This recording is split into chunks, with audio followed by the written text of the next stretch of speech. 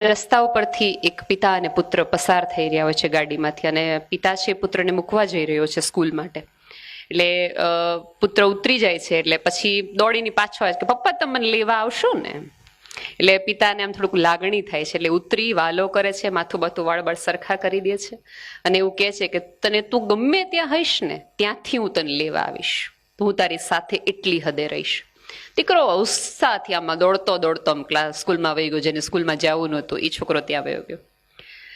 15 minute પછી જોરદારનો ભૂકંપ આવે છે, બધે સમાચાર ફેલાઈ જાય છે અને ઓલા પિતાના મગજમાં એમ થાય છે કે દીકરાને હું મૂકીને આવ્યો તો એની તો સ્કૂલ પડી ગઈ હશે. પહોંચે છે ત્યાં સુધીમાં તો ત્યાં મેદાન થઈ ગયું છે, કાટમાળનો ઈંટો પથ્થરો બધું જ આમ થઈ ગયું છે.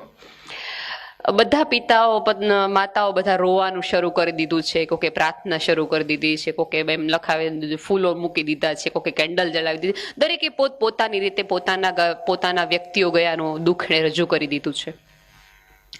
પણ એ સેમ્યુઅલના પિતા રોતા પણ નથી, મીણબત્તી પણ નથી કરતા, ફૂલો પણ નથી કરતા.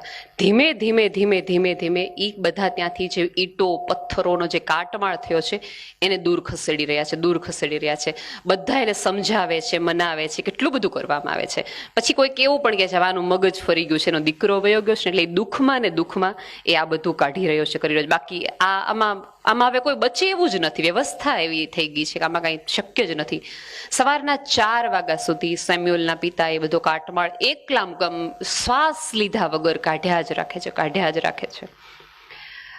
સવારે 4 વાગ્યાથી સુધીમાં એક એને કણસવાનો અવાજ આવે છે નીચે પથ્થરોમાં, અને એને એક હોપ બંધાય છે કે અહીંયા કોઈક જીવતું છે.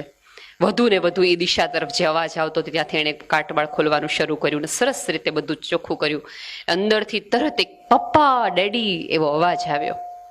એટલે એના પપ્પા ધ્રુસકે રડવા માંડ્યા. પછી કીધું પપ્પા હજી 2 જણા મારા મિત્રો અંદર છે.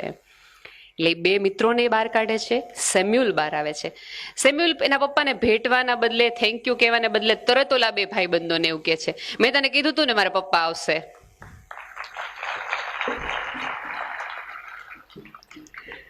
મિત્રો, આ પ્યોર ફેમિલીનો જે પિતા છે ને એ આ છે, આવશે.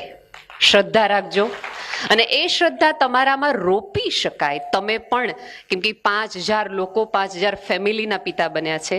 તમે પણ આવી કોઈક એક ફેમિલીનો સધિયારો બનો, મિત્ર બનો, કે અડધી રાત્રે કોઈને ફોન કરવાનું મન થાય તો એને તમારો નંબર પહેલો યાદ આવે. એ દુઃખી હોય, એ મૂંઝવણમાં હોય. હું હંમેશા કહું કે જ્યારે પણ આ પૃથ્વી ઉપર કોઈક આત્મહત્યા થાય છે તો ક્યાંક ને ક્યાંક આપણે નિષ્ફળ જઈએ છીએ. કે એને અડધી રાત્રે એ જગતનો એક વ્યક્તિ ઉપર એવો ભરોસો ન પડે કે હું આને વાત કહીશ ને તો આ વ્યક્તિ મને ઉકેલ લાવી દેશે, એટલે એને આ પૃથ્વી છોડીને જવું પડ્યું. બીજું કાંઈ ન કરીએ તો કાંઈ નહીં. કોઈકનો આવો પિતા, કોઈકનો આવો સધિયારો, કોઈકનો આવો આધાર બનીએ. એટલું તો જીવી જ લઈએ, એવા તો સરસ સંબંધો રાખી જ મૂકીએ કે કોઈને આપણી પાસે હોવાનું એમ થાય, અફસોસ થવો જોઈએ કે આ વ્યક્તિ નથી. હાજરીથી તો આપણે બધાને બહુ ખૂંચતા હોઈએ છીએ, પણ ક્યારેક કોઈકને તમારી ગેરહાજરી ખૂંચે એવું તો જીવી જ લેવું કે આના વગર બધું અધૂરું છે. Thank you so much.